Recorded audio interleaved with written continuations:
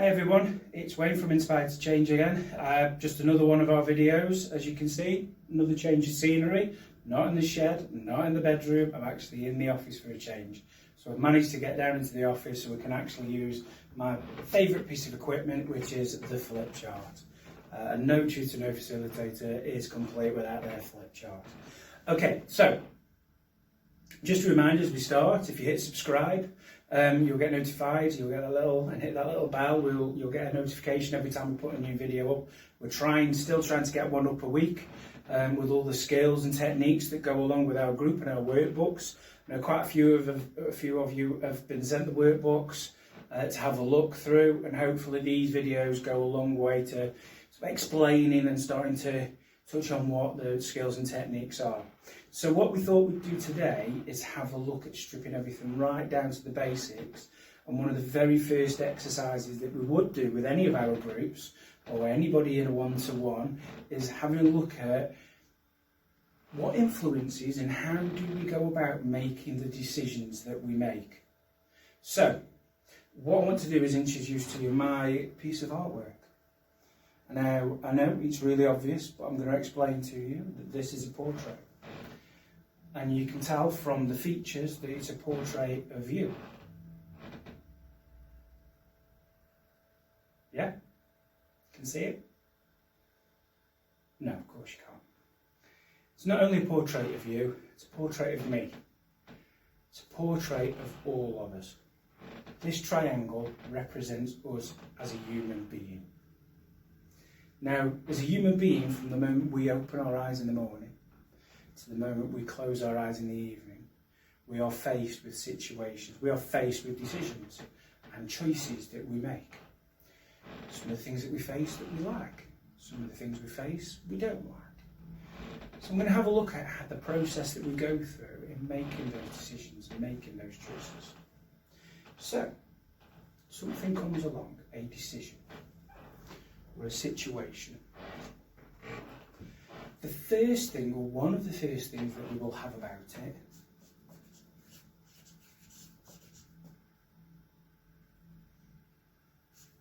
is a thought. Or an opinion. I always usually write onion there for some reason. Opinion. We have a thought or an opinion about it. And whether that be something that we like or something that we dislike, there will always be a thought and an opinion. A lot of people go, I just didn't think. Ask yourself why you did something. And that will usually give you what your first thought was. So we'll have a thought and an opinion. Once we've had that thought and opinion, and these come along, split second, we will have a feeling. Or to give it another title, an emotion. Now, for some of us, those can bounce about for a little bit. And they can feed each other. In a positive way, in a negative way, but they can feed each other. The thoughts feed the emotions then have an effect and feed the thoughts.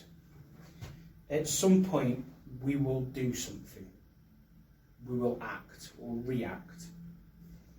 What we've got there is what we call our behaviour. So the behaviour, or to give it another title, action, is what people see. Now, thinking about that action and that behaviour, that is the only thing that people see. And that's why we call this triangle the iceberg. Because that's what, like an iceberg, we only see the tip, we see the behaviour. We can guess at what the thoughts are, we can guess at what the feelings are. That's only based on what that behaviour is. Now, is everybody always open and honest about how they think, how they feel with their behaviour? Do some people mask these with their behaviour? Do some people show different emotions than what they're actually feeling? Now, what underpins all this is everything that we've been through in our lives to this point. Whether you be 5 years old, 10 years old, 15, 20, 30, 40, 50, 60. All those different situations, decisions, experiences go part into moulding who you are. And what that influences is what we call our belief system. It's where we get a sense of right, wrong, morals. All that feeds into who we are. So this portrait is starting to look a little bit more like you now. If not within your features, with how we make decisions. So Inspired to Change. It's all about having a look at relationships. Whether that be relationships with partners, family, friends. So have a look at the different dynamics. So we've only got one individual here. And the difference is, at some point, with most situations we find ourselves in,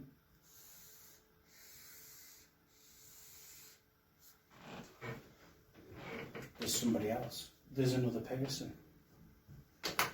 And that person will also have their own thoughts. And they will also have their own feelings. And they will also react with their own behaviour. Now say for example, you're sat in another room and you hear, let's say a partner in another room, and you hear them drop something. And you hear it smash. Okay? So you'll have your first thought, your feeling about that. Let's say your reaction was to go, oh, God's sake, what was that? They will then have their thought. They will hear that and they will have their thoughts about it. And they will have that will make them feel a certain way, and they will react. And they may react in a similar way to which you behaved, in which you act. Because as human beings, we generally do that. We do mirror. And we do reflect the behaviour and the actions that have come towards us. So they snap back. They snap back, and you have a thought. You have another feeling, and you will behave. However, all that you and that other person are focusing on is that. Because that's all you see. And actually what we want to do at Inspired to Change is to not just base ourselves on that, on the actions, but to start asking questions around our own thoughts, feelings and beliefs. Asking the other person, or even just asking ourselves, what's going on for that person? That seemed out of character. Could something else have gone on that day? Now this is not about excusing, it's not about justifying, it's about starting to identify and recognise factors and having that conversation. And that's one word that you will hear consistently through most of the videos, through most of the discussions, through most of the sessions. Conversation. And we will look at communication. We do have a video already up on the YouTube channel around communication and how we communicate. So that is a whistle-stop tour of the basics of how we go about making our decisions, and then look at how we challenge those decisions and the work that we do here at Inspired to Change. So thank you very much.